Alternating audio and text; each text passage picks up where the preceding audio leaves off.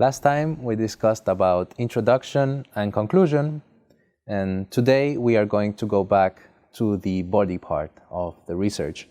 We are going to propose a structure for this body part, which would be first to give the situation of the issue, then the existing problems, then the proposed solution, and finally justification and also evaluation of our solution. So is there the method to organize this? Is there any kind of universal structure for the body part? There is. It is called SPSE structure. Is that a background, problem, solution, and evaluation structure? Yes, correct. S stands for situation, P for problem, the second S would be for solution, and the E for evaluation. The SPSE structure is as follows. First, we introduce the current situation, the status quo of the issue we are going to analyze. Then we highlight some problems that might be appearing or that have not been researched enough, that have not given an answer by other researchers. Then we propose our own solution. That can be a method, a new theory, whatever solution we can find.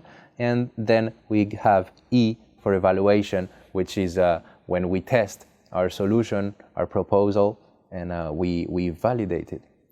This structure seems very clear and useful, but sometimes a research may be dealing with a series of problems, and also new problems may occur during the evaluation or solution part. Maybe when evaluating one solution, and the researchers have to deal with new problems. So how can I describe that kind of situation? Well, there is a variation of this SPSE structure. So we give out the solution, we find out the problems, we give out the situation, we highlight the problems, we give our solution, and when we are testing it, there are new problems that might appear, as you were saying. And so here we add a new step in this structure, which is the new problems, and these require new solutions, which they require a new evaluation. I prefer this variation. I think this kind of situation happens more often in doing research. So first of all, the background information or the situation is clearly described, and the key problem is proposed and analyzed. Then we can describe the used solution and our problem-solving process. And finally, we should evaluate or do the justification of our research. Yes. That's how any scientific research paper should be organized. Now, for example, you have written your introduction, the introduction of your research, so you have outlined the situation, then what would be next? I think maybe problem formulation. In this part, the problem should be clearly stated in terms of its formulation. For example, a situation that is linked to it and some related assumptions, I think. Yes, that's it. That's how your body part of the research should be organized.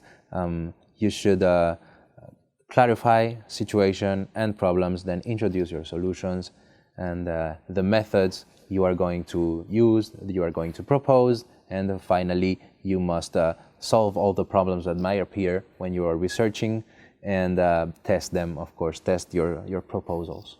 In the problem-solving process, new problems may occur, then the researchers go back to solve the new problem.